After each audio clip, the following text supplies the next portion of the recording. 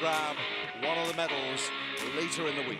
Here are the team introductions. Señoras y señores, representando a Brasil. Ladies and gentlemen, representing Brazil, number 1, Gilson Jr. Number 2, Lucas Junqueira. Number 3, Anderson Kais. Number 4, Jose Raul Gunter. Number 5, Alexander Tadaguchi. Number 6, Jose Higinu. Number 7, Bruno Damasceno. Number 8, Rafael Hoffman. Number 9, Davi Abreu. Number 10, Luis Fernando Cavalli. Number 11, Moises Batista. Number 12, Alexandra Giuliatu. Brazil's head coach, Luis Gustavo Pena. Representando la Argentina. Representando a Argentina. And representing Argentina, their captain, number 5, Juan Foa. Number 1, Juan Herrera. Number 3, Ignacio Arancet. Number 4, Nicolas Topalengo. Number 6, Daniel Villegas. Number 7, Matias Cardozo. Number 8, Lucas Camusi. Number 9, Fernando Pantin Colombo. Number 12, Mariano Gastaldi. Number 13, Brian Nascimento. Number 22, Leonardo Aves. Number 24, Fernando Canyumil. Argentina's head coach, Federico Manini. Les arbitres pour ce match sont los árbitros de este partido son the referees for this afternoon's match from the United States, Joshua Kearns, and from Australia, Liam Costello. Handshakes between the coaches and the players, but that is where the friendship ends, David Legg. All South American battle, both these teams 1 and 2, but Brazil with something to prove here. Certainly, Argentina going back as far as 2007 was used to being the big bad bully from a South American perspective. Ever since then, they've been losing to the Brazilians. I would expect that'll continue today. Big opportunity for Brazil, not just in this tournament, but also looking ahead 12 months when they will be the host of the 2016 Paralympics, and they will want to go into that with a commanding position among the South American teams for sure. Agreed. Brazilian getting the automatic opportunity to compete in the 2016 Paralympic Games in Rio de Janeiro. They're still not in the class with Canada and the United States from an American regions perspective, but obviously they want to show well tonight. Familiar starting lineups for the two South Americans, Gilson Jr., Tanaguchi, Hoffman, and Giuliatu. Start for Brazil. Here are the standings. So Canada and the US with a perfect 6 points from their 3 games. But look, Brazil, Colombia, and Argentina all playing catch-up here, wanting to get into those semi-final berths and perhaps a chance to play for the bronze medal, perhaps more, as the week progresses. So a very important game for both Brazil and for Argentina today.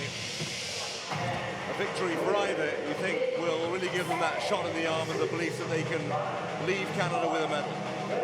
Agreed, and those standings are a bit misleading with Brazil's 2 losses coming to the number 2 and 3 ranked nations in the world, with Brazil, the next closest ranked nation, being 19th.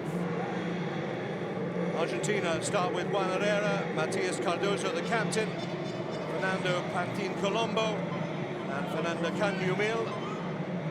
Brazil in the yellow vests with the green flashes. Argentina, those dark blue vests. Brazil playing from left to right in this first quarter, first period, 4 quarters, as you might imagine. 4 quarters of 8 minutes.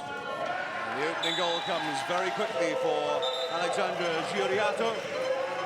That goal coming courtesy of a great pass by Tanaguchi, number 5 for Brazil. One of my favorite players to watch in this tournament. Very clever, very bright. If it's your first time watching wheelchair rugby, firstly a very warm welcome. Watch out for the big hits. There's also going to be a lot of goals in this game. Juan Herrera trying to turn away, turns into trouble, finds Rafael Hoffman. And we will talk about timings in a moment, but we'll talk about persistence right now. Terrifically demonstrated there by Juan Herrera. Juan Herrera, also one of our favorite players so far this tournament. Just a true joy to watch. And as you said, great persistence to make that score. breakout at the other end. The goals come thick and fast in wheelchair rugby. Chiriato is over. Let's talk about timings. 4 periods, 4 quarters of 8 minutes each. But then the players have their responsibility in terms of timings and what they have to do on court. Let's break those down. Firstly, as we see Argentina inbound from behind, 40 seconds is one number they have to be cognizant of. That's right, Nigel. So there's a 40-second shot clock, similar to what you would find in basketball. Within those 40 seconds, each team is given 12 seconds by which to inbounds the ball, such as Brazil is doing here. And they have 12 seconds to get that ball over the half-court line. So 12 seconds to get over half-court, and you'll see a lot of opponents trying to block them into their own territory, which often forces a timeout. We won't hear for Chiriato. He quickly takes his tally to 3. Brazil by 1 early in the first quarter.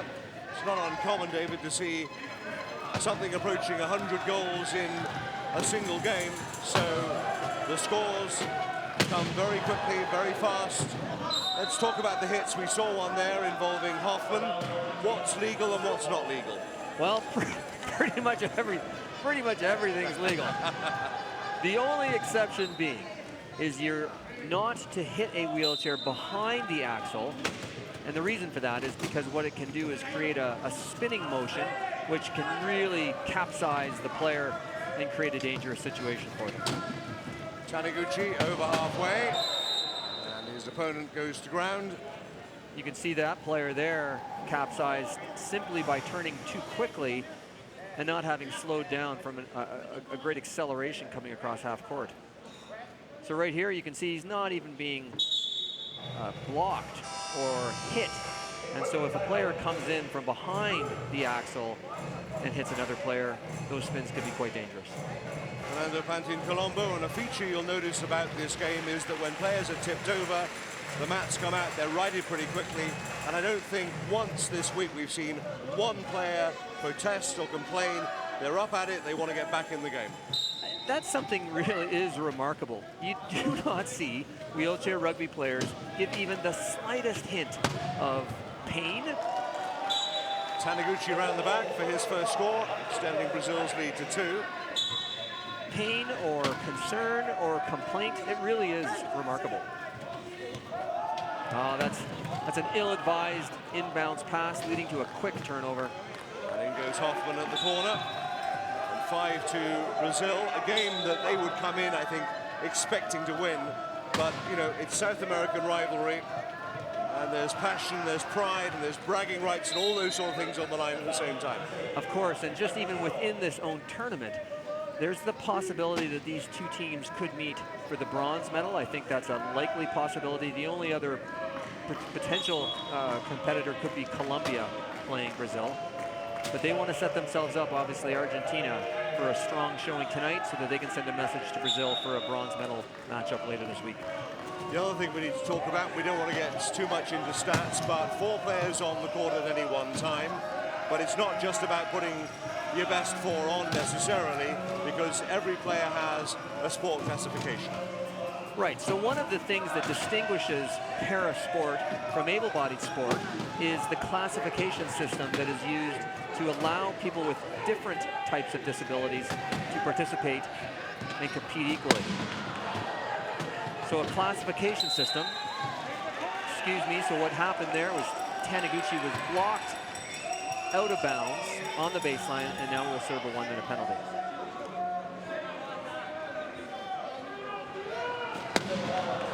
So watch Taniguchi coming off the baseline there. He's out of bounds.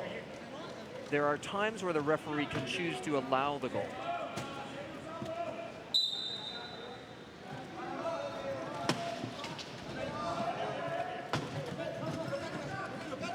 Day 4 then of wheelchair rugby at the Mississauga Sports Centre. You are watching Argentina battling with Brazil, that South American rivalry. We are early in the first quarter, and Brazil with the early advantage.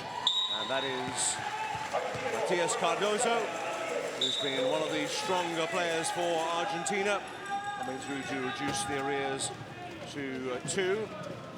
Each of these 6 competitors play each other in the preliminaries. And when the points are all added up after tomorrow's play, we will play for the semi-finals. Losing semi-finalists play for bronze. Winning semi-finalists go on to play, of course, for gold and silver. Nigel Reid alongside David Legg. We were just briefly touching on the sport classification. Just finish your point there for us. So the way the classification system works is players are assessed based on their functional ability. Those with the most functional ability are given a score of 3.5. Those with the least are given a score of 0.5. The 4 players on the court must total less than or equal to 8 points. So as David explains, it's not just about putting 4 random players on the court. You have to do the math and make sure that those sport classification between the 4 players add up to no more than 8.0. Timeout here, that's another thing that comes into play in terms of the number of timeouts over the course of the game. So there is a total of 6 timeouts. 4 can be called by players while on the court, and they must have possession of the ball to do so. And then there are 2 that are allowed by the bench during a stoppage in play. Most normally you will see timeouts called when teams are being pressed and they're unable to get the ball over half court before the 12-second violation. Cardozo hemmed in by Giriato. And you just saw an example of that right there. Argentinians were recognizing that the 12-second shot clock was about to wind down, called a quick timeout so they could reset. And what we've seen as a feature of the weaker teams, if I can put it that way, is that they tend to burn those timeouts pretty quickly, but Juan Herrera is off to the races here and the score for Argentina.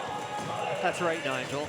You need to be very careful with those timeouts because they're extremely valuable, particularly when the team is pressing. Just to remind you, there are 6 timeouts per team per game, 4 from the court. But when you've burned those timeouts, they are gone. Taniguchi looking to get over halfway.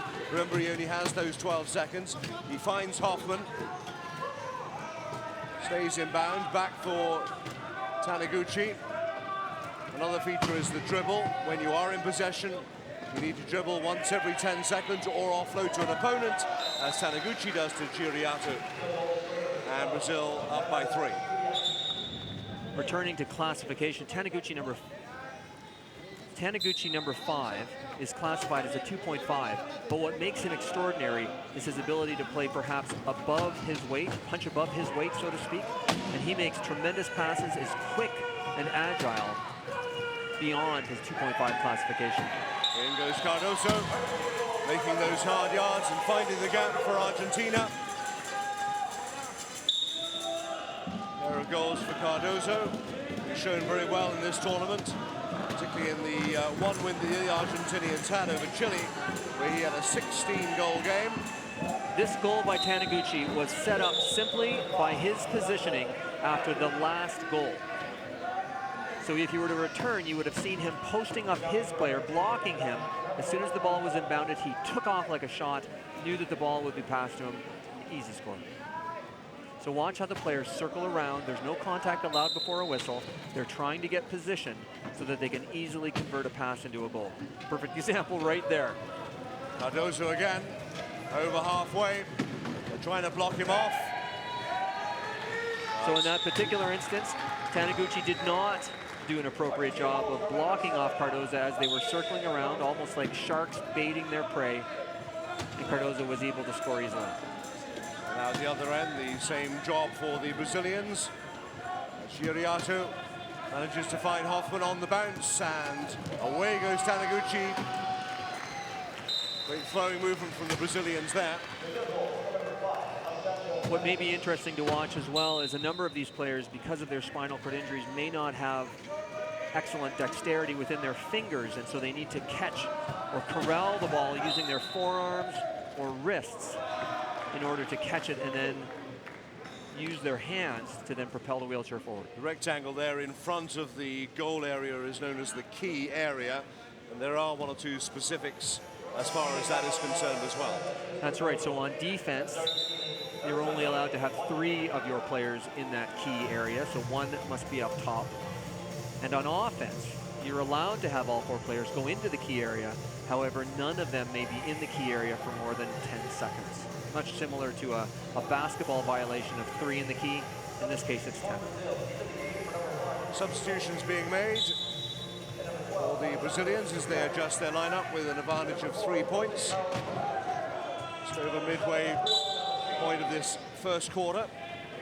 So in comes the first look at Jose Raul Gunter. Taniguchi stays on. First look at number 7, Bruno Damasceno, who's done plenty of damage throughout the week, and Hoffman is still with us. So some fresh wheels on court. Damasceno showing his agility and his speed. Damasceno following his blocks perfectly, looking for the corner. He followed 3 different players and 3 different blocks on that play.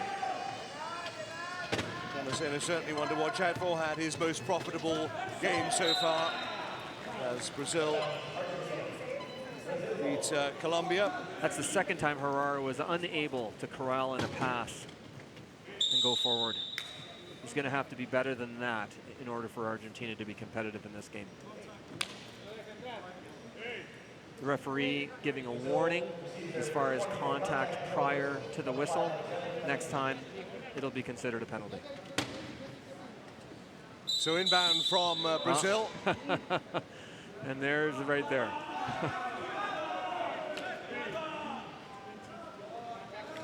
Warning as given. This time it's a penalty. No, my apologies. That's the second warning now for each team. Next time it'll be a penalty. Damasceno takes it from the inbound. Hands off to Hoffman. Force wide by Herrera. Big hit from the Argentine. Hoffman still in possession. So in that particular instance right there, the Argentinians are protesting. They thought that the Brazilian player was pushed out of the baseline prior to the penalty against number 7. Into the penalty box until the next goal is scored comes the Argentine captain, Matias Cardoso. A change for the Brazilians, and in comes Davi Abreu, wearing 9. And straight over to this inbound for the Brazilians, finds Damasceno, twisting, turning. 2 to his left if they can be found. Damasceno may go all the way himself, he will do. And makes the score for Brazil. 5 the margin in favor of the Brazilians. 3:02 remaining in the first quarter.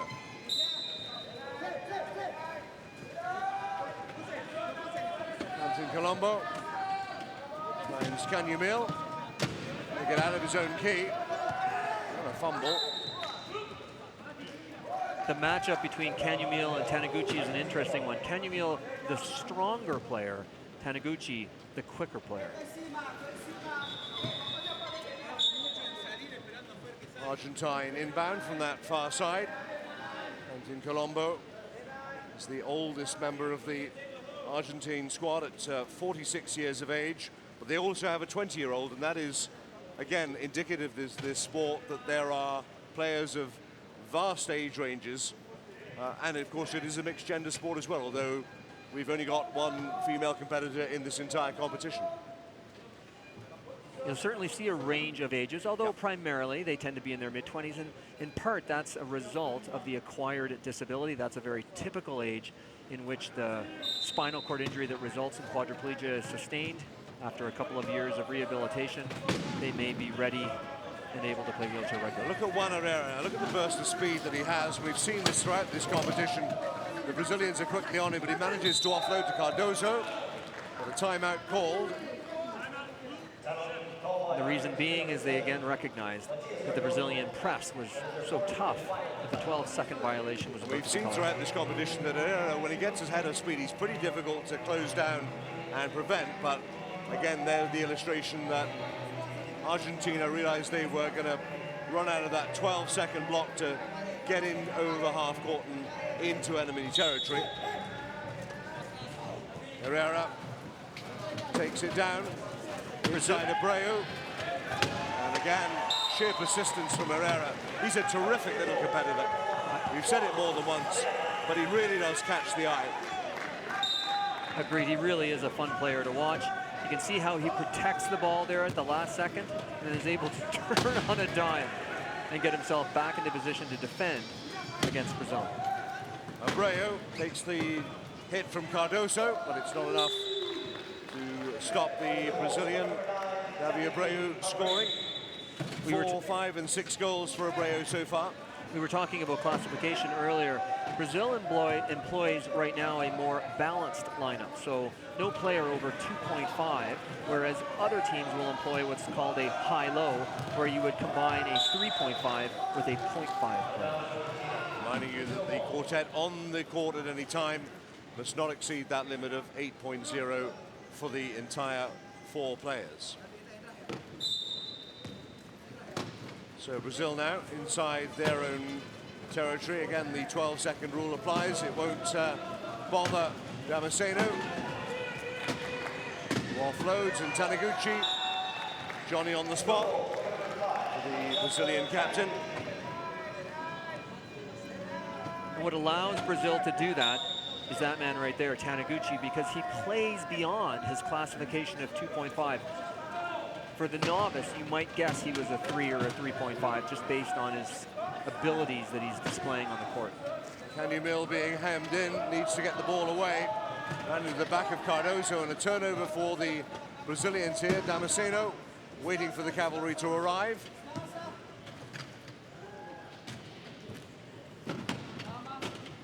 Minute and 33 left in the quarter. Just taking their time. 40 seconds down to 20 now. Plenty of time to run in for the score. So Taniguchi there, running the play like an option quarterback on the football field. He could keep it himself and score, or dish. He chose the latter. Slowly but surely, the Brazilians beginning to ease away from Argentina.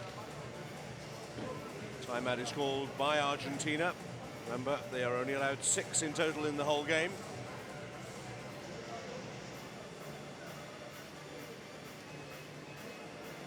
I guess Brazil, in these early stages, would be fairly satisfied with that platform that they're beginning to build, David.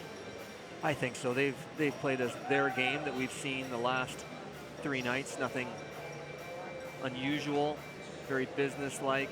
They seem to be taking care of the ball with very few turnovers, keeping the penalties to a minimum. The important point that you made, although Brazil lost their opening 2 games, they were the 2 most difficult games against Canada and the US, who were expected to play for gold and silver. Now they have their other South American rivals to play against. They won their first game against Colombia. They would expect to beat Argentina. They would expect to beat Chile as well. Correct. The disparity between the 2 North American squads and the 4 from South America is significant. Cardoso takes the hits from Taniguchi. Offloads to Canyon Mill. They've got to get it out quickly. Just those 12 seconds. Whistle beats them. So Argentina, already having blown so many timeouts already, was hesitant to call one. And so they weren't able to do so, and it's a turnover. This is our first example of an equipment timeout. So there's 1 minute for the equipment staff to come on, make whatever changes are necessary. And if they can't do it within the 60-second time limit, then they have to substitute another player. Some duct tape to the wrist of Davi Abreu. It's not always the wheelchairs themselves, although, as we've said repeatedly, and it bears repeating, the chariots themselves take one heck of a pounding. Well, Nigel, you and I had a chance earlier today to talk to the equipment manager of the Canadian team. He was sharing with us just the number of inner tubes that he has to carry with him for every player. So they have 1 or 2 extra wheels, but then an additional 20 tubes for each player, recognizing that they could puncture that many in a game. They blow early and often. The equipment managers, as David has been explaining to us over the last couple of days, are in some ways the most important members of the team. To keep these guys mobile. Taniguchi looking for the gap. Taniguchi will go around the side and scoot in at the corner for the Brazilian score. And you can see just the coloring or the discoloring on the wheels themselves. They didn't come looking like that. They started off with a very nice red sheen to them. Doesn't take very long to look like that. Juan Herrera with the speed over halfway, takes the knock and the dribble. Forced backwards, and it's given the Brazilians a chance to regroup. Herrera will come back for more. And inside Taniguchi, and again, the persistence of Herrera is a real sight to see. Herrera reminds me of one of my favorite running backs, Jerome the Bus Bettis from the Pittsburgh Steelers. I think I'm going to start calling Herrera the Bus from now on.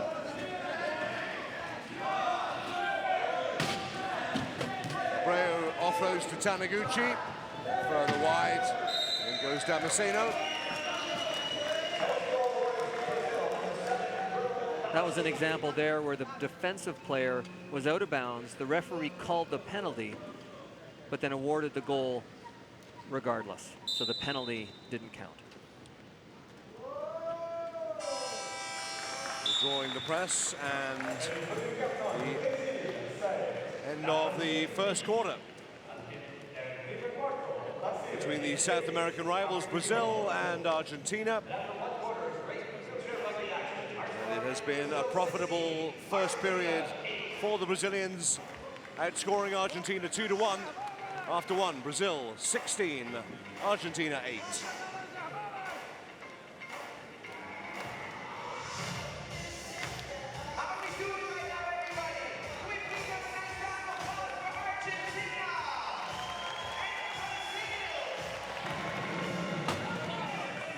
Brazil off to a fast start, as we expected they would be, scored in the opening seconds.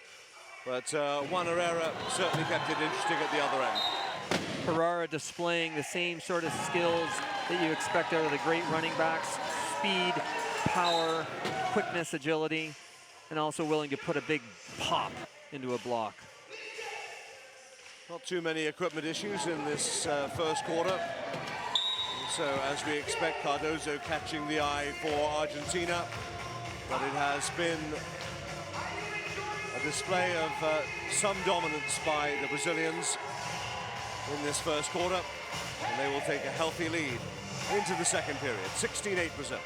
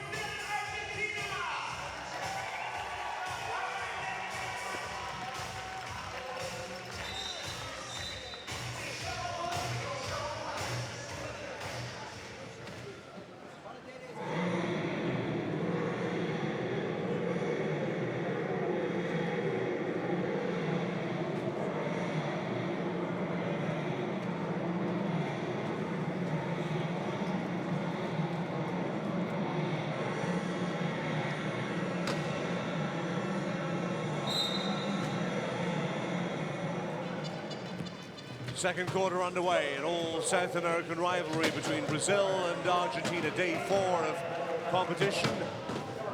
Wheelchair rugby at the 2015 Parapan American Games. If you've come for the big hits, you're in the right place. There'll be plenty of them as Brazil and Argentina do battle. And once again, catching the eye, the Argentina numero uno. The bus, as David Legg calls him, it is Juan Herrera. We just go through the adjusted lineups for you at the start of this second period. First look for the Brazilians at number 11, Moises Bautista is on court, wearing 11. We also see a first sight of Jose Higuino as well. And right on cue, Higuino in to score for Brazil. And Higuino and Batista, you and I have both enjoyed watching those two individuals play these last few nights. Number 6 in particular for Brazil, you don't seem to notice it much, but he ends up being the second or third leading scorer each night. Well, he's been consistent, 5 goals in the opening game, another 2 in the second, and he had his best night last night in that Brazilian win with 8 goals against Colombia for Higuino, and already on target today. Batista reminds me a little bit of, I saw him in the crowd the other night, Mike Pinball Clemens, the way he can change direction on a dime, moving up and down the court. Well, you were talking about the state of the wheels as we see a technical aid coming for Herrera there. And everybody else has got these battered wheels, but not Moises Batista. Look at the white wall tires that he has. Takes a brave player to come on the court with those. Tells you all about what he thinks about his ability, and we've seen it over recent nights that he rarely fails to impress Batista.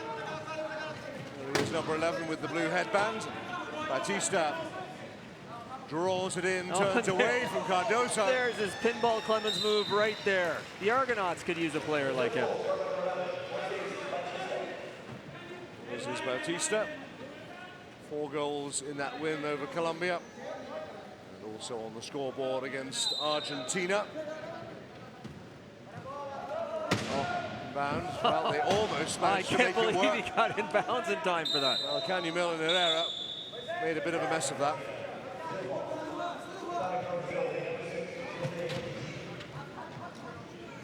So it'll be Brazil ball. Aguino will inbound. Outscoring Argentina 2-1 at this stage. Damasceno with some help, then the ball forward for Aguino, and just manages to scoot in. Damasceno is so strong. Damasceno, when the ball was inbounded to him, got absolutely popped by Herrera, and he didn't budge. Canyamil bringing it forward. They have 12 seconds to get over halfway. Canyamil forward for Herrera. Can't draw it in. Stopped by Aguino. Damasceno picks up the loose ball for Brazil. Away from Herrera. Damasceno as well. There's the dribble. Must be done once every 10 seconds while in possession. And finds that little gap at the far post. The far pylon, if you like. To clarify, any 2 wheels must cross that goal line for it to be counted as a goal. Yeah, look at the turnovers. Obviously indicative now of the score. It's the sort of errors that Argentina simply can't afford to make against the stronger Brazilians. Herrera trying to time the run.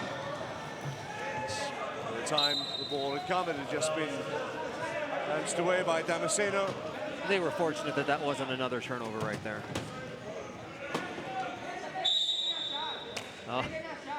So we talked about earlier the contact before the whistle. Both warnings were given. This time, penalty was called. Jose Aguino is the man penalized.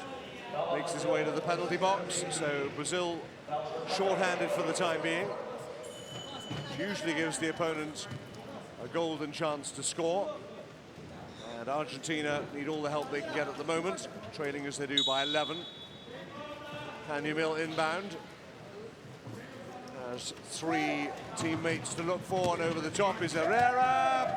He's going to run all the way away from him. Mistake from Canyamil. And those are the kind of mistakes, particularly on a power play, that you cannot afford to make.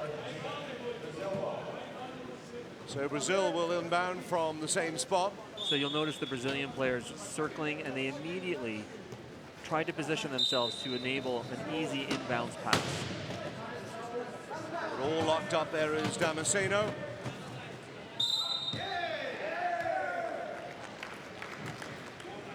Canyamil making a silly error, a reaching in foul.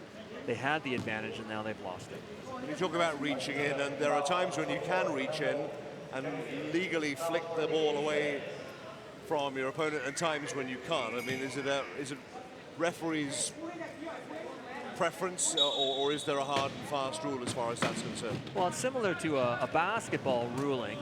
So you can take the chance and try and reach in and flick the ball away.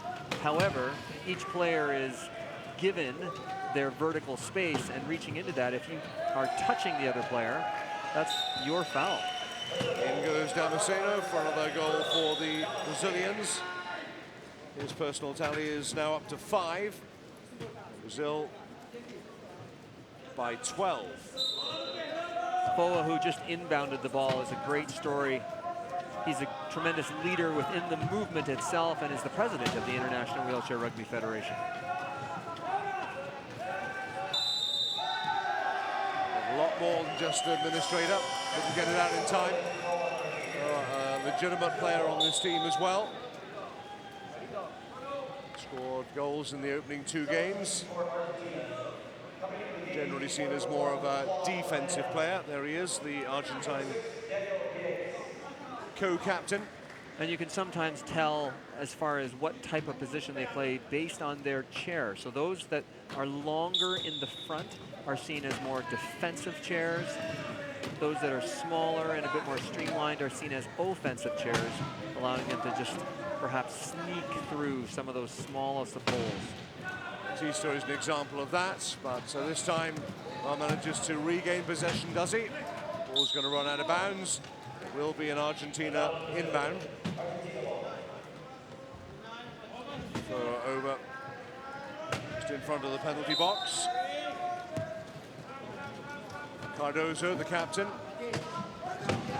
Blocked off by Damasceno, reaching in. And he's tight in that corner. He can't go out of bounds, and he also can't go over the center line. Manages to find Daniel Viegas. Quick maneuver by Viegas. Now he's got a little bit of room, but across to challenges Aguino. There's still 15 seconds left on the shot clock, so they can be patient. It's running out quickly. We're into single figures. Remember, there's only 40 seconds. We're down to 5. Oh, he sees Foa. Need to get across, and they do. Great play, great play. 3 seconds left on the shot clock. It is a goal for Foa. Just over the shoulder, Foa, who is a lower class player with a 1.0, is an example of one of those players who perhaps doesn't have the finger dexterity, but was able to corral the ball with his forearms. Meanwhile, at the other end, it's a one-horse race for Jose Aguino. Brazil once again by 12.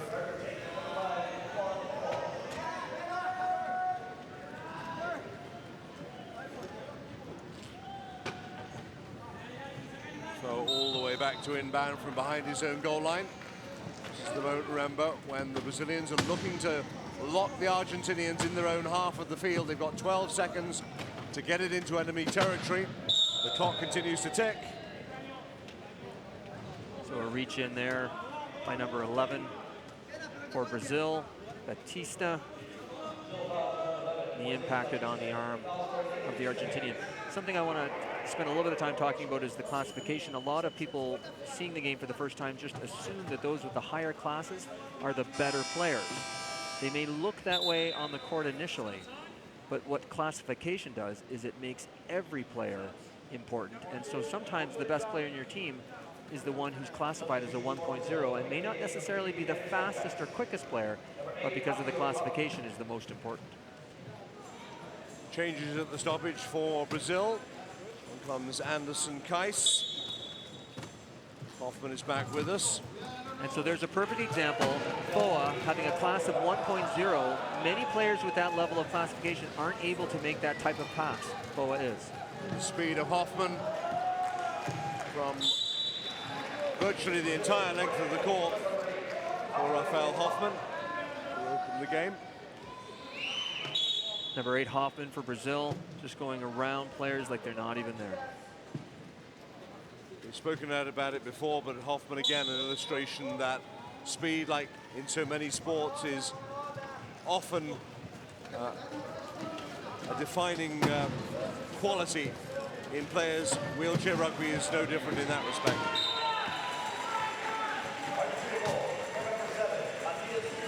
Canumil making a tremendous block on that play, allowing the player to score easily. Cardozo, his personal tally up to 4 now.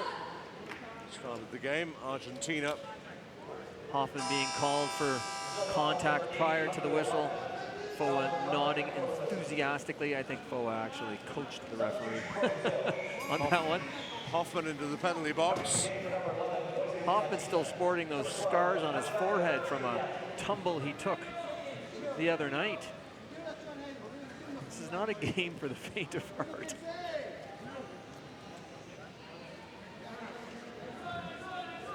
So Brazil shorthanded for the time being until the next score.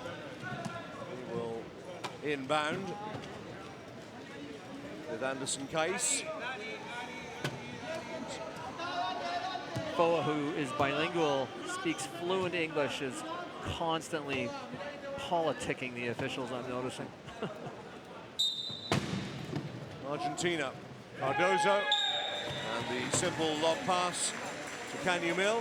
And that goal simply being the result of the Argentinian players positioning themselves well before the whistle blew. Midpoint of the second quarter. 8 minutes per quarter. So it's a, I'm not sure exactly what happened there, if it was a turnover. And they run the exact same play. Once again, Cardoso, Canyamil.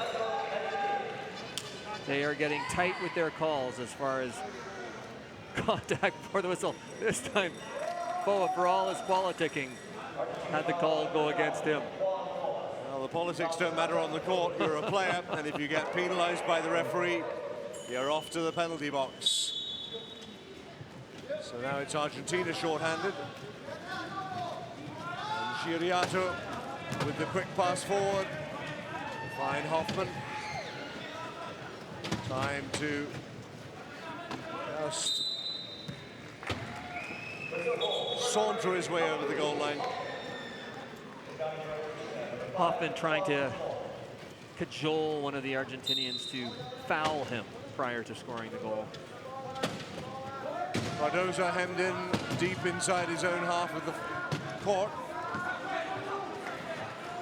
Just to find Villegas. Still not over halfway it is now, but another giveaway by the Argentines, and Hoffman in possession. The hitting appears to have intensified these last few minutes.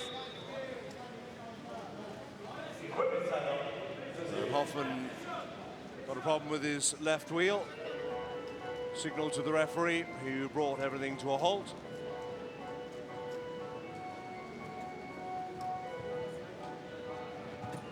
Remember, when these technical timeouts occur, as David was explaining, you've got 60 seconds to right the ship, so to speak, or the player himself has to be substituted. Usually, these running repairs are done within a matter of 10 to 15 seconds. We've likened it over and over again to a Formula One race pit crew. It's a pit stop, that's exactly what it is. Chance for everybody else to catch their breath. Rear wheel for Hoffman. Banged in place. And that took, what, all of 15, 20 seconds perhaps, so well inside the limit. Brazil were in possession. Uriato. Let it come down the right-hand touchline. Finds Hoffman. His wheels are working just fine now, thank you. Hoffman with a little bit of speed. Away from Foa and over for the Brazil score. And then the players will circle, trying to get position on one another in order to receive the ball. And here's Hoffman. You'll notice Hoffman's gloves that allows him to get a good grip on the wheels, perhaps even with that finger dexterity we talked about earlier. And all the players have different preferences. Hits all over the court right now as you hear them banging into each other. These wheel stairs take one heck of a battering. They stay in one piece, and Canyamil over for the Argentine score. We have seen already in this tournament a game temporarily suspended while the volunteers come out and literally clear the debris off the court. It does happen. Yeah, we've seen shrapnel all over the court. In case you were any doubts, before any of the games are played, we get here a couple of hours before players due to commence, and my familiar sight is to see the orange-shirted volunteers literally covering every inch of the court with the cleaning fluids, just to make the court as clean and as smooth a surface as it can be, and they literally cover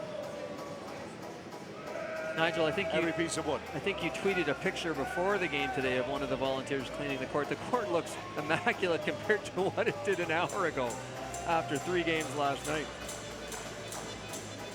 So you'll notice when we come back to the court that the Argentinian players prior to the ball even being thrown and have already lined themselves up into the key in order to receive the ball to score.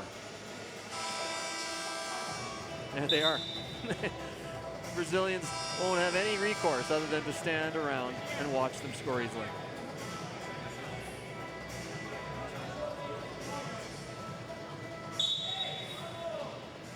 And Canyamil will do exactly that. Cardozo's inbound. They had no choice. The challengers of calling a timeout. Inside the last 3 minutes of the first half.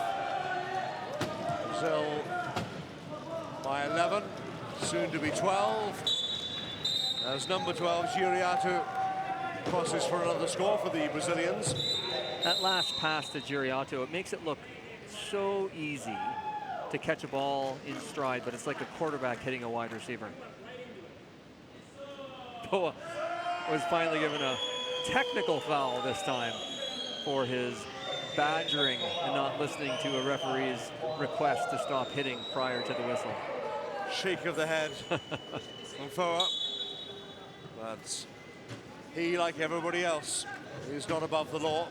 He has to play by the rules of the game. Canyamil, the big hit, comes in from Hoffman with Canyamil over halfway, reaching in with Giriato. Canyamil did a very smart thing there. It's a bit like watching a great basketball player. James Harden comes to mind of the Houston Rockets as they're going in for a layup, almost baiting the other player to reach across to try and strip the ball, and then just simply raising the arm and forcing the penalty. Substitution for the Argentinians, and the familiar, formidable frame of Juan Herrera is back with us. While Giriato serves the penalty. Herrera reaching down but can't gather it in. As soon as he touched it with his chair, that constituted over and back because he received the ball in the forecourt. So Brazil will pick up possession just inside Argentine territory. Hoffman with it. Offloads to Kais. And then the turnover. And Herrera making hard yards. This time he is seen off by Hoffman, but Herrera is back for more. Look at the wiggle, look at the hustle, look at the persistence of Juan Herrera. He couldn't go in the one side, so he came all the way around to the other. What an athlete. Watch this. First of all, it was a great pick. Thinks he's got it. Hoffman hustles back. So he says, okay, if I'm not going in this side, I'll just come around on this side.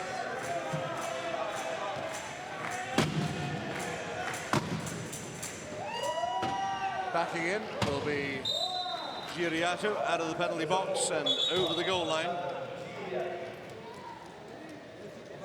Displaying what, Nigel, you and I have been told is the Michael Jackson moonwalk maneuver technique. That's it. Foa is back with us. Trying to find Viegas. Does so successfully. Remember, Viegas takes a tumble. Hits came in from Giriato. And there's an example of the spin being called.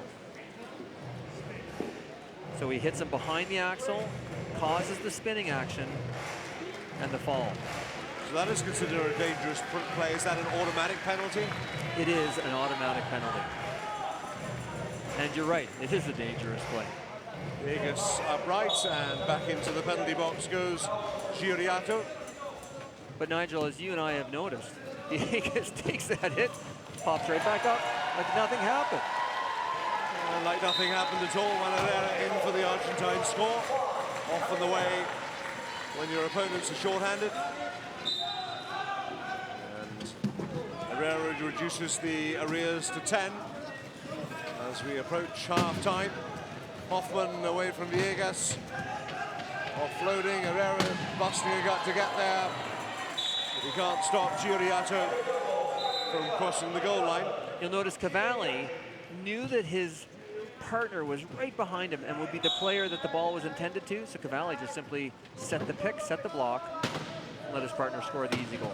There it takes the block from Kais, but the maneuverability of the man is quite sensational. The press Takes the hit and keeps going. still in bounds. And the referee has brought it to a halt. But the sheer persistence of Herrera.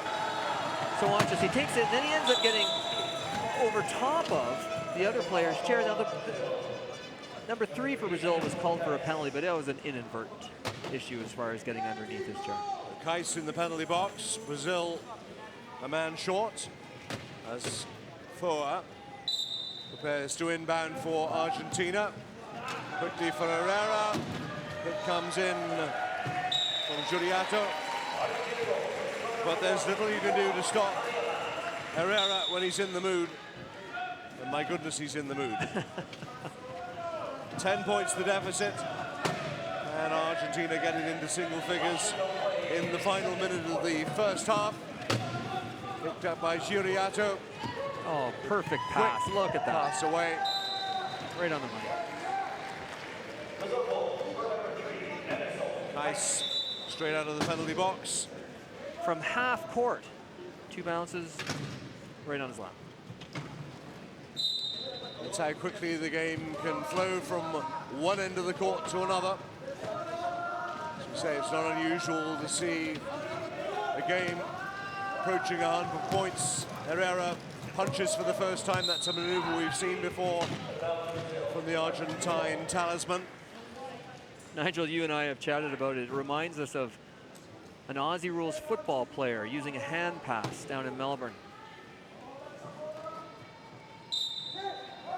Or as many refer to it, Aussie no rules, and Herrera can't get there this time. Which perhaps Just blocked off by Kais. Perhaps that no rules moniker would fit well in murder ball, or wheelchair rugby as it's now called. Inbound from Cavalli. Manages to find Giuriato. Over half court, so that's the first part of the equation completed.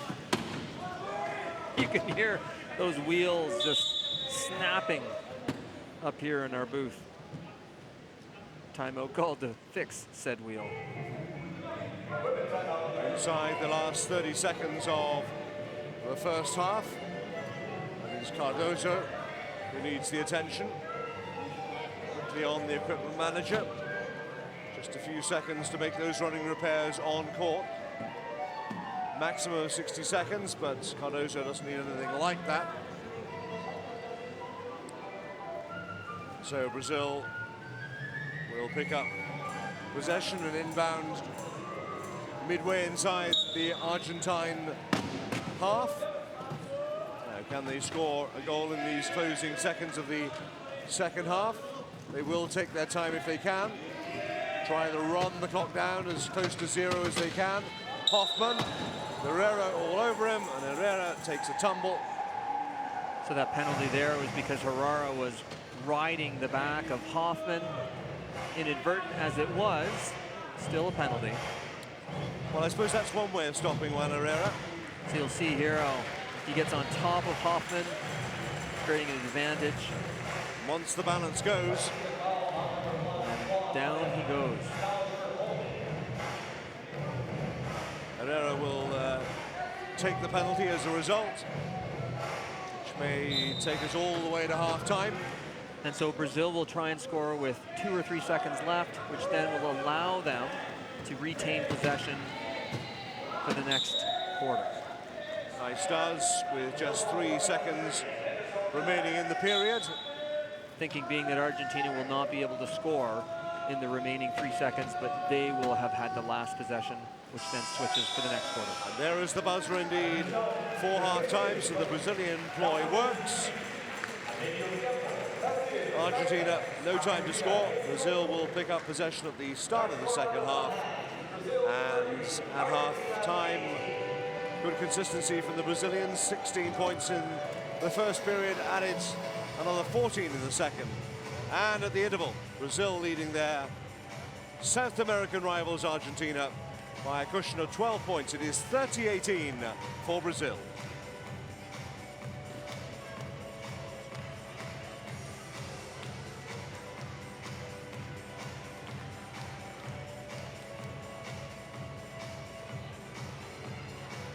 Match statistics at half-time. Brazil leading by 12 goals.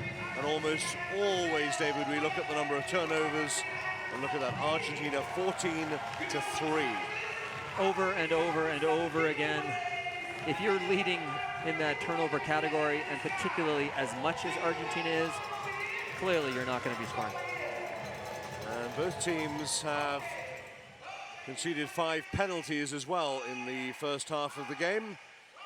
A game that has been back and forth, as you would imagine, as this rivalry evolves between these two South American teams. But generally speaking, Brazil have always been one step ahead of Argentina.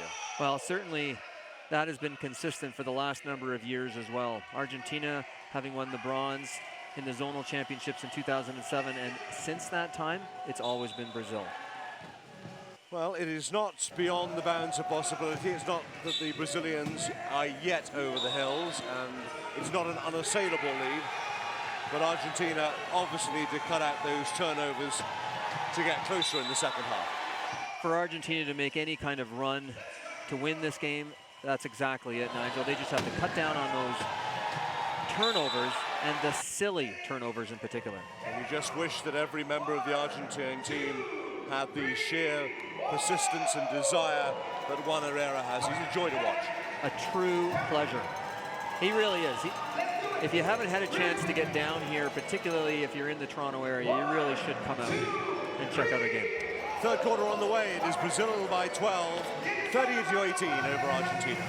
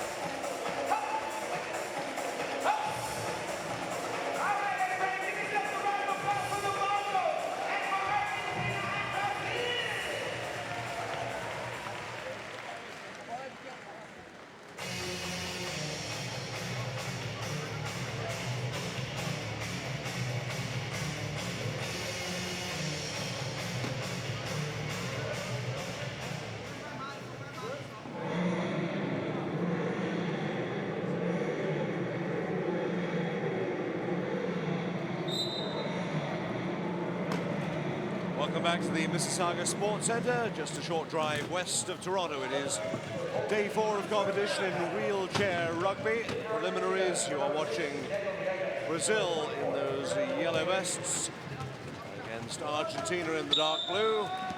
Brazil with that 12-point lead at half-time.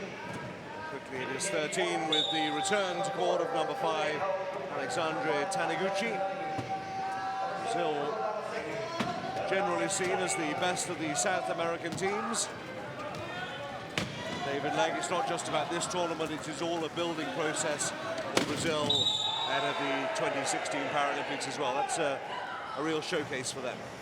Oh, agreed. And Brazil gets the automatic entry into the Paralympic Games as host nation, but that doesn't deter them from wanting to declare themselves a medal potential for those games in 2016 in Rio de Janeiro. Matias Cardoso took the tumble. So Taniguchi showing a rare example of lack of judgment, perhaps. Ill discipline. Exactly, coming in a little late on that hit and being penalized for it. Taniguchi, you see there, sent to the penalty box. The sin bin, if you like, his second penalty of this particular game. As Cardoso backs his way, then turns. Needs some help, he's boxing at the moment. Comes from Herrera. Herrera, we've already extolled his virtues on many occasions. Here he goes again. Oh! What a goal!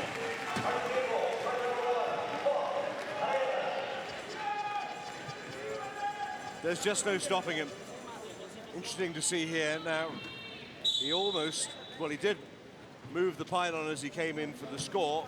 Now, sometimes that's legal, and sometimes it's illegal because it's essentially the goalpost, right? That's a very difficult call for that official to make. He has to determine if those front two wheels crossed the goal line before the larger side wheel hits the pylon. And with no replay, it's just a quick second judgment. Referee calls what he sees, and what he sees now is another goal for the Brazilians, courtesy of Bruno Damasceno. He has 6 on the night.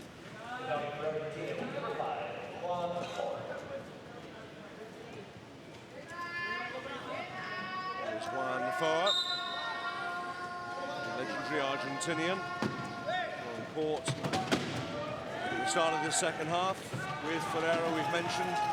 Cardoso, Canyumil, only 24. Here's Cardoso, who can afford to just coast in, unchallenged this time for Argentina. Herrera, without the use of hands, being able to make that shovel pass. On the hard yards for Brazil. That'll help for Taniguchi. Herrera bothering him, trying to put him off, trying to push him away from goal. But not even the great Herrera can deny Taniguchi on this occasion.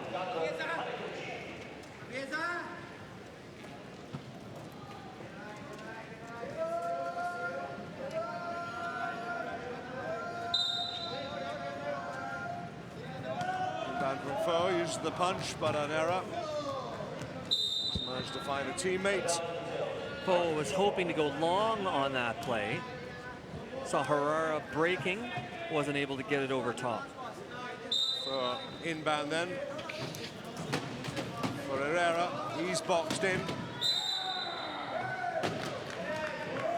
It'll be a Brazil ball, I believe. Herrera went out of bounds before he was able to try and get the ball away.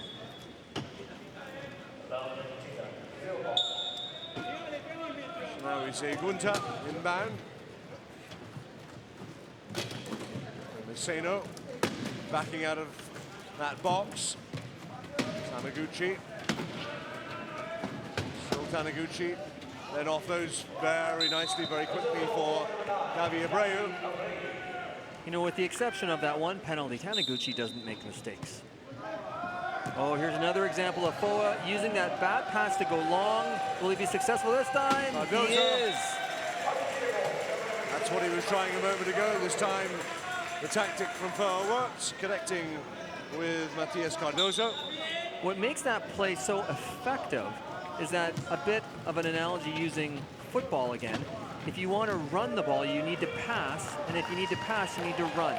So what Foe is being able to do is by showing that he has the capacity to make that long pass, they can't guard only against the short one coming out of bounds.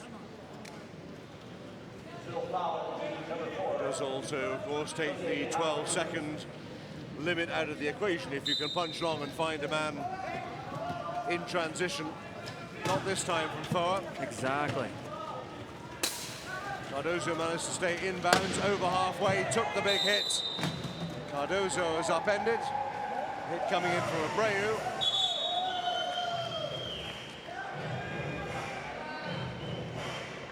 Got the pass away. I'm not exactly sure what the call was there. Regardless, Cardozo took a huge hit, but still had the courage and the wherewithal to get away the pass. Nonetheless, it's a turnover. It'll be Brazil's ball. And if David Legg isn't sure what the call is, then I'm telling you, nobody knows what the call is. Because David, amongst many other roles that he has performed over the years, is as a wheelchair rugby referee. Although the players didn't think I was particularly good as an official. Well, I didn't say that. Abreu backering forward. Loose ball picked up by Damasceno. Twisting and turning away Canyamel. Carrera stop him, he can't. And in for the score again, Damasceno. Damasceno's done that a couple times tonight, where he's just able to weave his way around players, and those that he can't zing around, he just goes right over. Leads all scorers, Damasceno, for the Brazilians. He has 8. The other end, unchallenged is Cardozo for the Argentine score. 14 points the difference as we approach the midway point of the third quarter. Not unusual for a game to total 80, 90 or 100 points, so there's plenty more goals and thrills and spills and rolls and hits to come in this one yet between these two South American rivals. But the Brazilians just keeping Argentina at arm's length, which is exactly where they want them. Exactly, and this is an important game for Brazil. This is not just a run-of-the-mill rugby match. The rivalry between these two countries is immense, and I noticed the president of the Brazilian Paralympic Committee has taken his time to come here today and cheer on his team. Cardozo needs to get it over halfway quickly. Finds Foa, the fumble. Taniguchi picks it up for Brazil. Just buys himself a little bit of time. Taniguchi, there's the dribble. Will he go alone? He may go all the way alone, Taniguchi. Gets those wheels just across the end line for the Brazilian score. An illustration there that once he makes his mind up what he's going to do, Taniguchi, he's usually successful, and as you say, very rarely makes mistakes. With only few exceptions, and in that particular instance there, he thought holding on was better than passing, and he was right. Herrera, can he pull it in? He can at the second attempt. Big cheer around the arena.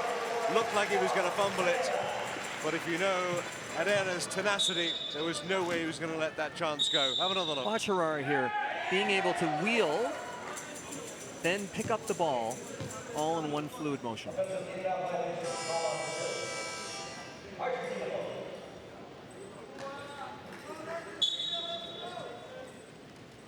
Substitutions coming in for Brazil. We'll see the return, among others, of Rafael Hoffman. So it looks like Anderson Kais is back with us. Or is that Lucas Junqueira, I believe it is.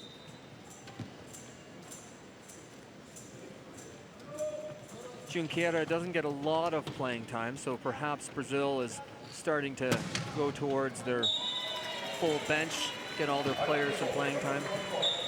Just to confirm that Brazilian lineup, Junqueira is now on court. Taniguchi, Hoffman and Giuriato in possession now. Giuriato, a quick forward pass for Hoffman. In clear water, there are no blue shirts in that part of the court. Picked up on the one bounce. In for the Brazil score.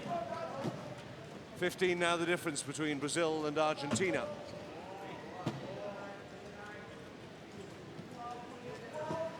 So the players circle around. Canyamel called to inbound the ball. What little magic has Herrera got for us this time? Watched by Taniguchi. He's perhaps the one man who can stop him. Giuriato's doing his best.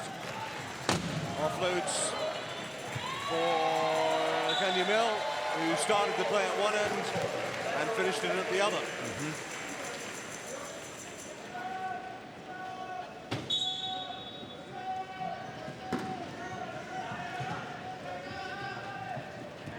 Off the back of Hoffman. Hoffman didn't see the pass coming and it bounced off his shoulder. Lucky for Brazil, Taniguchi picked it up.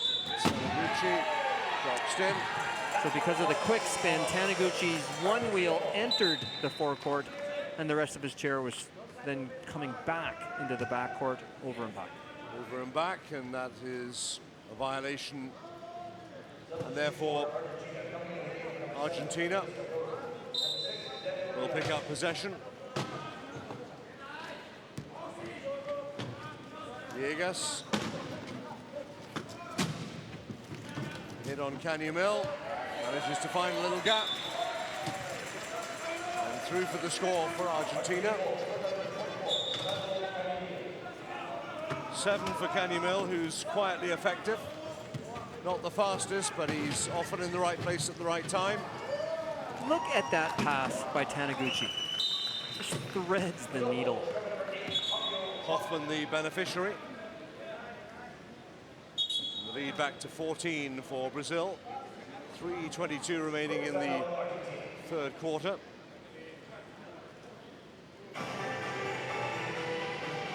Equipment timeout for Chair Juan Foa. We were laughing last night about Foa's wheel exchanges. He's not quite close to where he was last night. By our count, I think he had 6 different wheel exchanges last night. He was certainly in the wars on that occasion, but underlining the point you've made on a number of occasions, David, about just how important the equipment manager is, how quickly he can get on court, diagnose the problem, and repair those wheelchairs, which are specialty wheelchairs, and they don't come cheap, and they take one heck of a hammering. Penalty being served here is for contact before the whistle. I blame that solely on Foa's politicking again. Penalises Giuriato. Wearily makes his way to the penalty box. He'll stay there until the next score. It may well come from Juan Herrera. Speed, dribble, the offload, terrific stuff. And Villegas scores. And look where Herrera is, face on the court. But he was not going to be denied. Once again, look at the hit he took, but offloaded just in time for Villegas to run in the score for Argentina. The Argentinians were upset about that hit. I saw nothing wrong with it.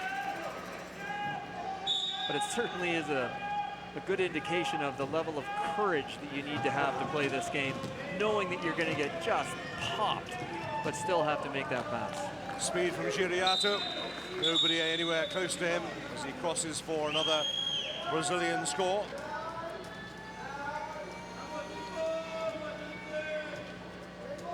So Foa all the way back behind his own goal line to inbound for Argentina.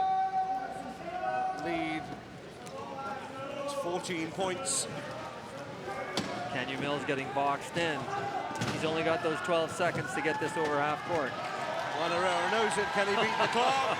Oh, of course he can beat the clock. Herrera away again and over. Another tight corner score by Herrera. Is there nothing this man can't do? He really is a joy to watch.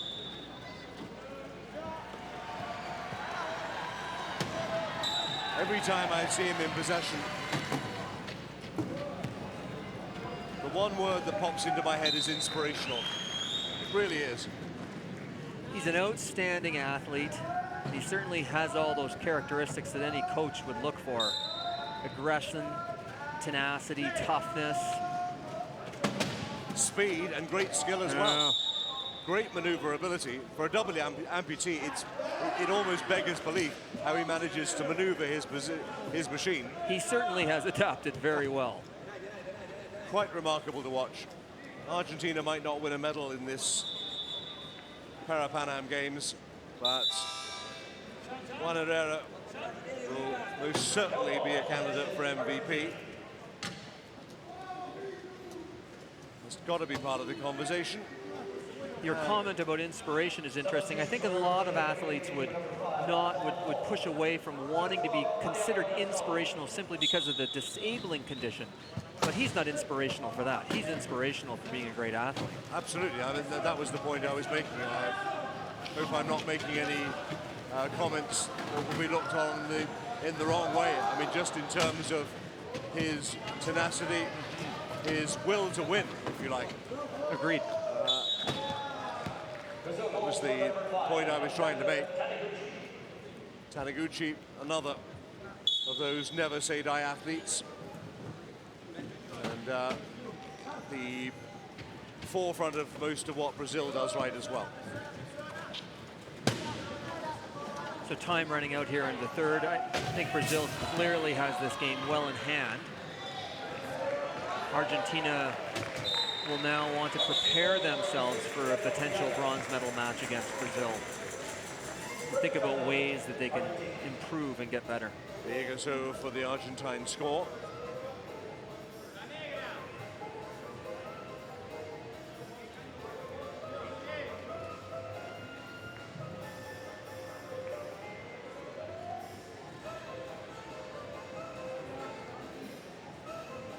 Is going to need some running repairs. Wheel change for the Argentine. Looks like the Argentinian service crew went on a shopping trip to get some new Blue Jays paraphernalia during their time here in Toronto. And why wouldn't you? They're the hot team in the Major League Baseball scene. Also needing some repairs and a new right wheel. Herrera. You get the feeling that, you know, he could do it on one tire. He doesn't need the full complement sometimes. But he's good to go. So the repairs are done. We're back underway with Giuriato breaking out of defense and over halfway. Nice pass. And off to Taniguchi. Brazilian lead back up to 15 goals now. Herrera gathers it in, takes the hit, over halfway, spins away from Taniguchi. Taniguchi got called for a spin on that one. Why smile from Taniguchi. On the arm, my apologies, correction. Makes his way to the penalty box. He knows the job is almost done. Brazil heading for their second consecutive victory. Inbound is Brian Nascimento wearing 13. Also back with us, Matias Cardoso for Argentina.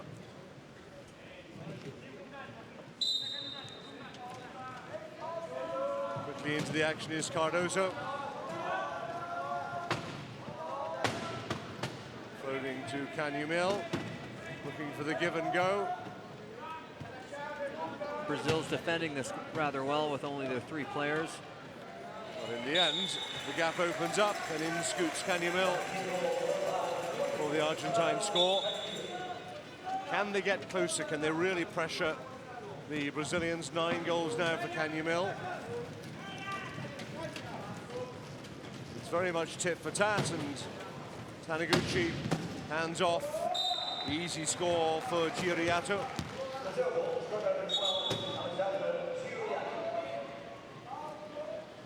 And the gap back up to 15. Giuriato into double figures. And with Taniguchi leads the Brazilian scorers. Giuriato is classified as a 3.0. Going back to that conversation we had about classification earlier. At the last touch. Giuriato right there, able to deflect the ball off of the Argentinian player and out of bounds. You're not allowed to do that purposefully. And the official's opinion right there was that it was an inadvertent tip. Giuriato skating away unchallenged, away from Cardoso. over the Argentinian goal line. You get the sense that Brazil know the job is done, and they won't exactly take their foot off the pedal. I'm sure their coach wouldn't allow them to do that. As they can just breathe a little easier in the final minute of the third quarter. Another score, another turnover, and Chiriato is the beneficiary again.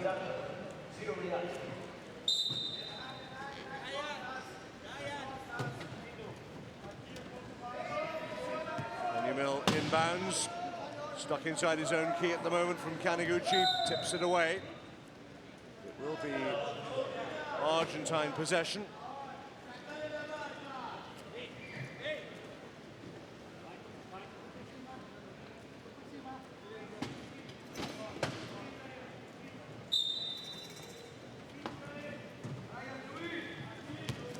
And Mill for Cardozo, tried the quick give and go, but that one didn't work. Andy Mill had already started to make his way down court and couldn't gather it in when it came back to him from Cardozo. Another turnover, which again have been very costly for the Argentinians. And certainly indicative of the score, with Brazil being up by 17. Chiriato knows the clock is ticking down. So Brazil will try to score with, as we've noted earlier, with 2 or 3 seconds remaining on the clock, so that then they start the fourth quarter with possession of the ball. 23 seconds left in the quarter and on the shot clock as well. So they'll just take their sweet time to approach the line. Taniguchi ups the pace a little as the seconds tick away, and then finds Hoffman with maybe the final meaningful pass of the quarter. Still 8 seconds left. Can the Argentinians get up the court quickly? We'll get over halfway first. Taniguchi trying to make sure that doesn't happen. Clock's going to beat them. There is the buzzer to end the third quarter. Third quarter in which Brazil has outscored the Argentinians by 18 goals to 12, and piling on the misery for their South American rivals. After 3 quarters, Brazil 48, Argentina 30.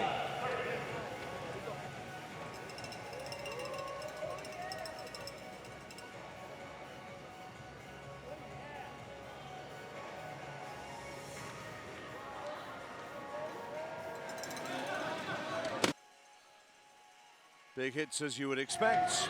Throughout the game, Herrera managing to get into the corner. Taniguchi as well, 2 of the featured players we've enjoyed watching, not just today, but throughout the course of the competition, David. They really are fun players to watch. And as you mentioned earlier, there have been some huge hits in this game. Certainly harkens back to the origins of this game being called murder ball. With 3 quarters done, 75% of the way through, is there some legs in the tank of the Argentinians to mount what would be a sensational comeback, trailing by 18 after 3 quarters, 48-30 Brazil. Fourth quarter coming right up.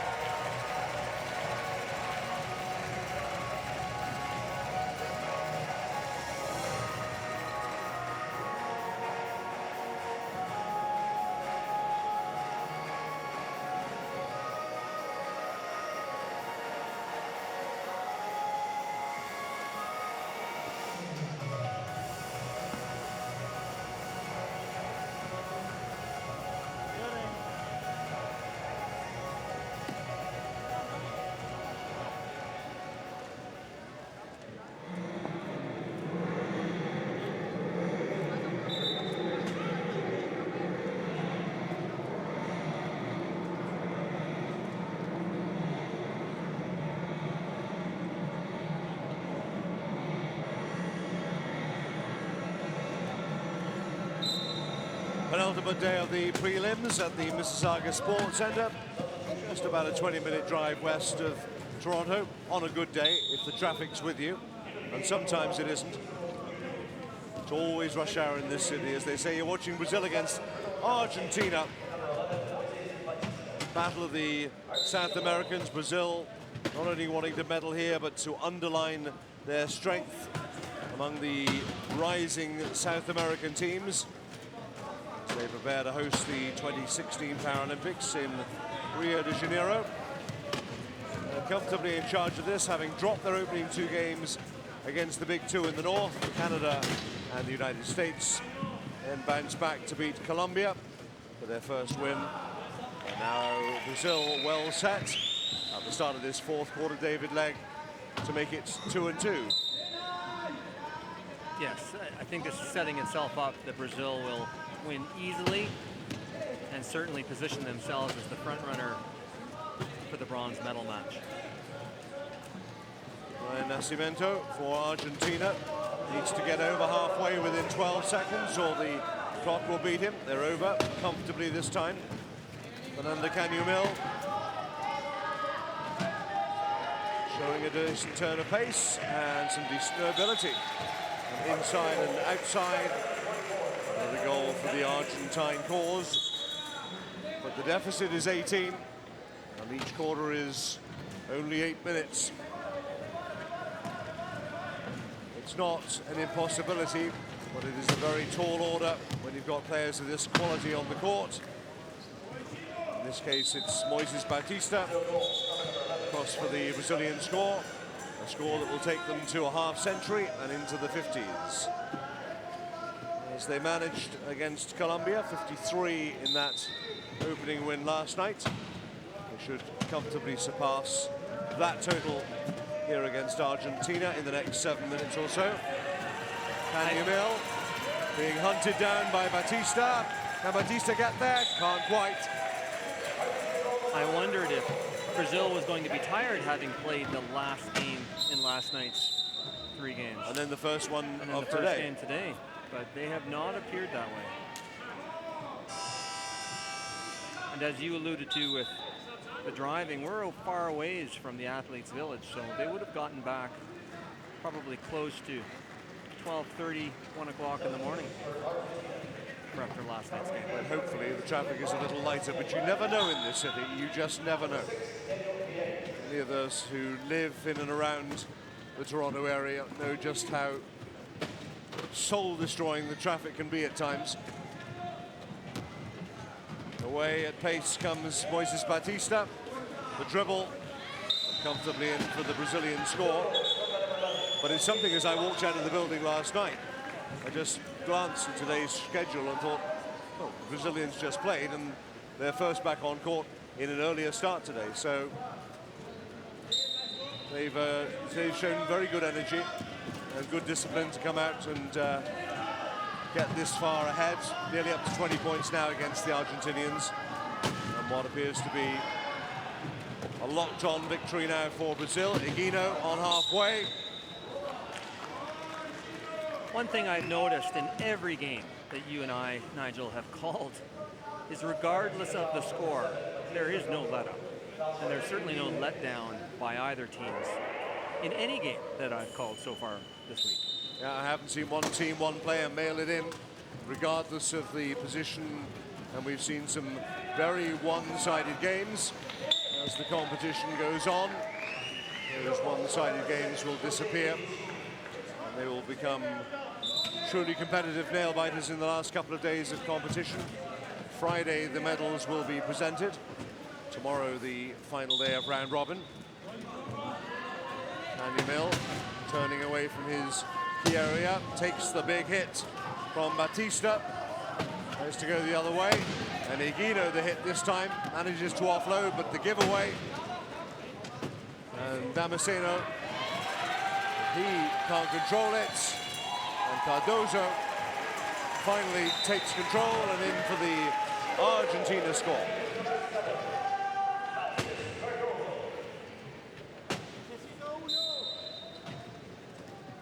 Inbound from Higuino for Damasceno. Has 8 goals on the day. Hole of the wheel.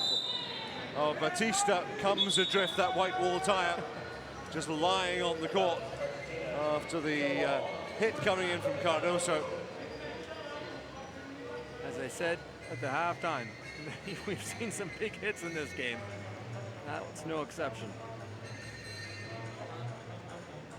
No complaints from Batista. No apology offered from Cardoso, and that's just the way they like it. There are some other sports that could learn some things from wheelchair rugby players in that regard. No argument for me on that one, David. None whatever. Backing away, Damasceno looking to force his way through that Argentine goal line. Again, denied by those blue shirts. Cardoso reaches in. Referee's whistle will bring it to a halt. And the Argentine wall of defense did its job.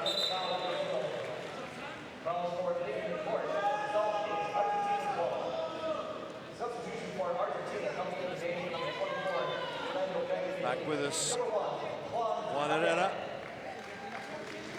for Argentina. 21 points the deficit. Cardoso picks it up. Herrera is back on the field. Nice shimmy by Cardoso. Then loses control as he's hit by Batista. Equipment timeout called by Batista after that hit. So he just had a new wheel put on. He needs a second time. It might be it's the left wheel this time. I think it was the right one that ended up on the deck last time out, if I remember correctly. But the card is. I mean, look at the marks on that. Those white wheels there. They're increased by the color of those wheels. Battle. Battered left, right, and center. There is battle scars. Herrera couldn't gather it in this time. The pass was just a little short for him. From Gastaldi. So the turnover, and Brazil inbound with Aguino. We've spoken of this in other games, but it bears repeating. This game was created primarily for athletes with spinal cord injuries that then resulted in quadriplegia. However, as the game has evolved from the late 1970s, they encouraged the participation of those with other disabilities that were similar to a quadriplegia, such as cerebral palsy, muscular dystrophy, and those athletes that have amputations.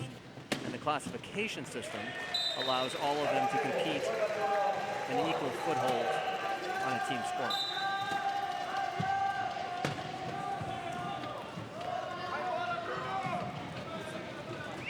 Dashing over halfway is Bruno Damasceno. As Herrera takes the big hit, the goal will stand. And Herrera, not for the first time, finds his nose touching the floor.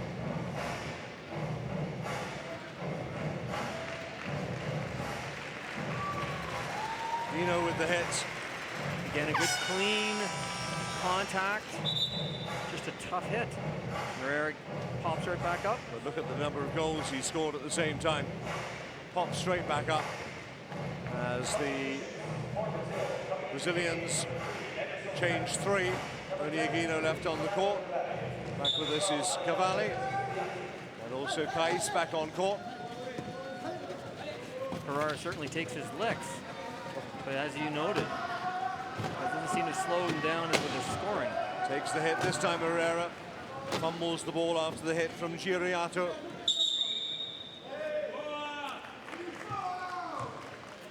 This time the turnover favors the Brazilians. So Kais here to inbound as they look to stretch that lead. Giuriato surrounded by 3 blue Argentinian vests. Oh, still manages to get the pass away. And they may well score here. Kais turned around as he got the energy, the determination. Hands off. Giuriato has got speed. All about the fake. Now trying to back in and does so. Well, sheer persistence got them across the line in the end, David. Yeah, that was a good play. Earlier on, you saw that he wants to run the option, but what he did is he went too far to the right, but he was able to correct that and make the best of it and just pivot and score. Good skill from the Brazilians as they stretch that lead to 22. Herrera took the hit, popped the ball forward for Cardozo, who's driven wide, and then the turnover. Trying to play in Viegas before he reached him. A Brazilian hand was in to just leverage it away. Turnovers again, 22-3. Wow. It's not a statistic the Argentine coach will want to look at, but I'm sure he will draw his players' attentions to it once this game is over. Yes. As Aguino comes in to score leisurely for the Brazilians.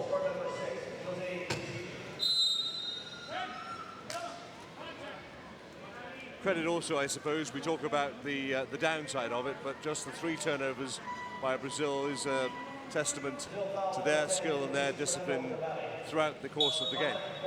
Yes, it's usually a combination of the two, isn't it? It certainly is. Both the pressure that's exerted on them by their opponent, but also the lack or your ability to remain calm and patient and make the smart play. Herrera in to score on the short-handed Brazilians. That was a really nice block by Viegas. Watch this come over, boom, freezes man. Did really well because he was closing in. Viegas took out the opponent, allowing Herrera in round the back.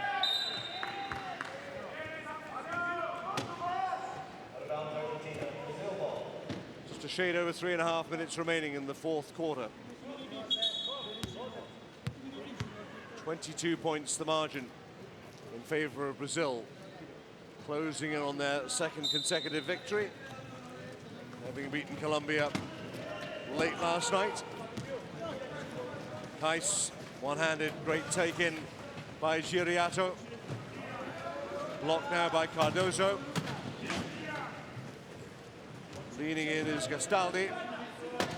Nice to outlet still pass. get the pass away for Aguino. And Kais has made his move forward. Bumped from behind by Cardozo, but can't prevent the score.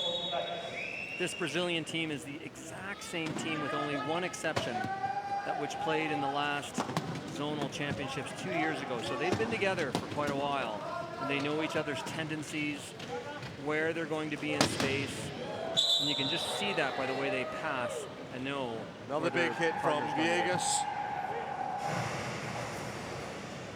to allow Herrera the time to get forward. Viegas certainly willing to throw his weight around. It's the 2nd big hit he's made in the last few minutes.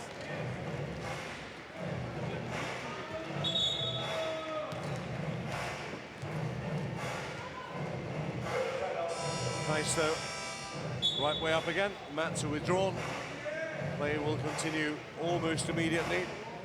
We have wheels being replaced, players being lifted up. It's carnage.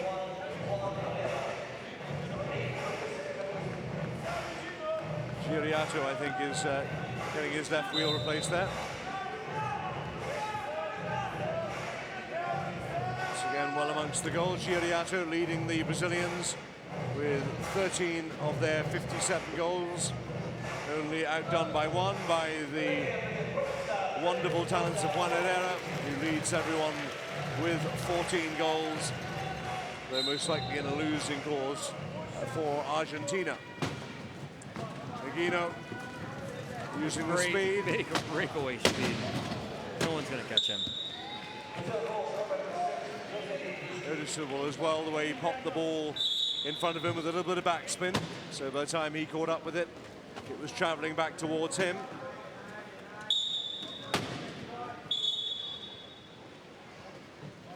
That was just a referee's error in passing the ball off, and they'll reset.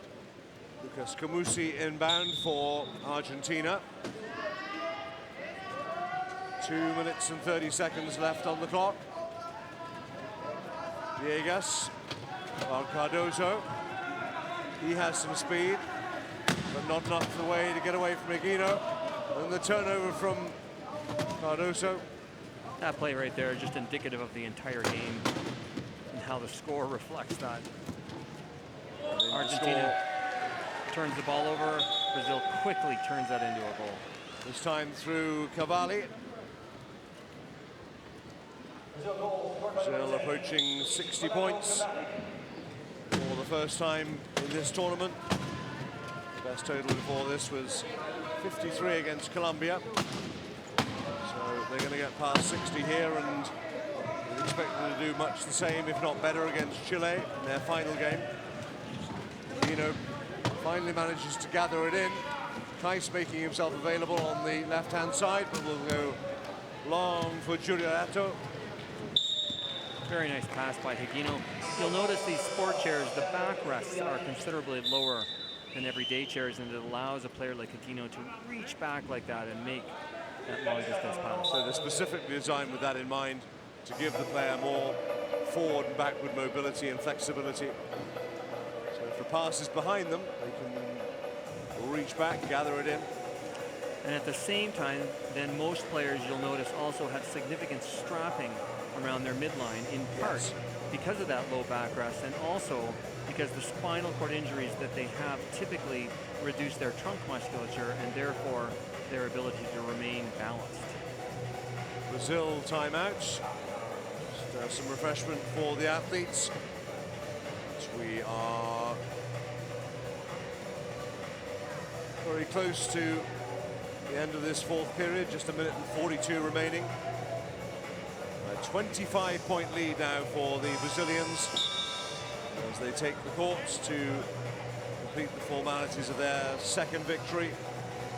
They've outscored Argentina 12-5 in this fourth period. So back to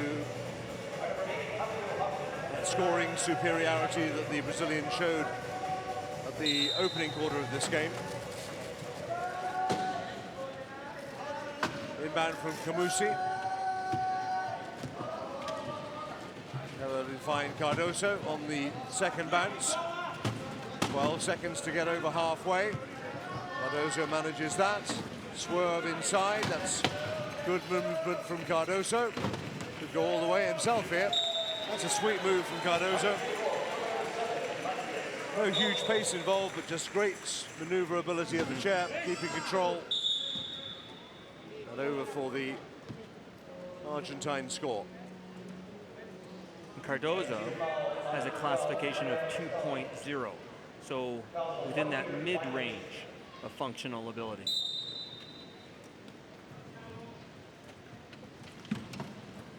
Higuino half stopped by Villegas.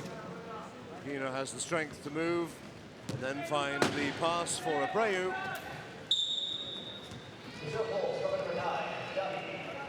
Brazil handily into the 60s now.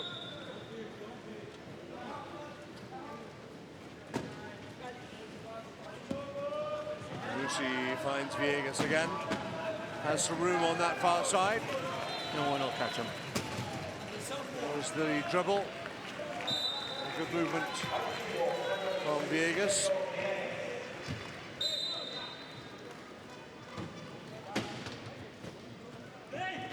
This result clearly separates Brazil from Argentina and Colombia as a favorite for the bronze medal. Either of those two nations is certainly going to have to go back to the drawing books and think about ways by which they can reduce the numbers of their turnovers in particular. Abreu in again, spin for show. But as you say, it's not just this victory and the 2 points that comes with it, but it sends out a clear message, doesn't it, to all their other rivals that, fine, we may not be able to beat the Canadians, we may not be able to beat the Americans, but we'll beat everybody else, and we're not going home without a medal. No, I think the Brazilians have certainly positioned themselves as far and away the front runner for the bronze medal. Higuino, move inside, the dribble. When he pass off, he's got Hoffman alongside him. Having said all that, though, Nigel, that's one of the things we love about sports. You have to play the game. Well, you never know what's going to happen on one game. I'm a great believer in there's no such thing in a favorite in a two-horse race. Higuino taking his time as the clock winds down. Over for the score. Just 8 seconds remaining in the fourth quarter. And what is going to be a comprehensive Brazilian victory over a game, Argentina, who've given it their best shot. No question of them giving it up at any stage. As the hit comes in from Hoffman, the final buzzer. Nice to see a hit right on the buzzer. That's what wheelchair rugby is all about. But Brazil has their second victory, having beaten Argentina 63-37.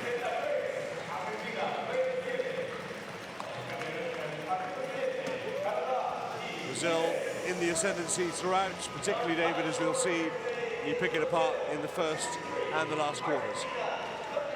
Yes, and I think that's just indicative of their turnovers. Something Argentina is going to have to correct if they're going to have any chance at all in reaching the semifinals and playing for a bronze medal match. Scores for Brazil: Taniguchi with 10, Chiriato with 14, 9 for Damasceno. For the Argentinians, Canyamil managed 11 goals, 8 for Cardozo, but way out ahead of them all. You've guessed it, number 1, Juan Herrera with 14 goals for the Argentines in a losing cause. It would be enough to beat a lot of teams, but not on this day. The Brazilians, the handshakes are underway. Respect from both teams at the end of this game. But the Brazilians have laid down a statement here to all their rivals and have come away with a comfortable victory. The turnover count, 25-3. It looks ugly for Argentina, but it's not necessarily unusual for the team that gets beaten. No, I would say there's a direct correlation, complete cause and effect relationship between turnovers and winning and losing. 2 wins, 2 losses then for Brazil. Argentina dropped to 1-3 and will hope to win their remaining game to retain hopes of playing in those semi-finals and a chance of playing for a bronze medal. But Brazil, comprehensive winners in the first game on day 4. They've beaten Argentina by 63 goals to 37.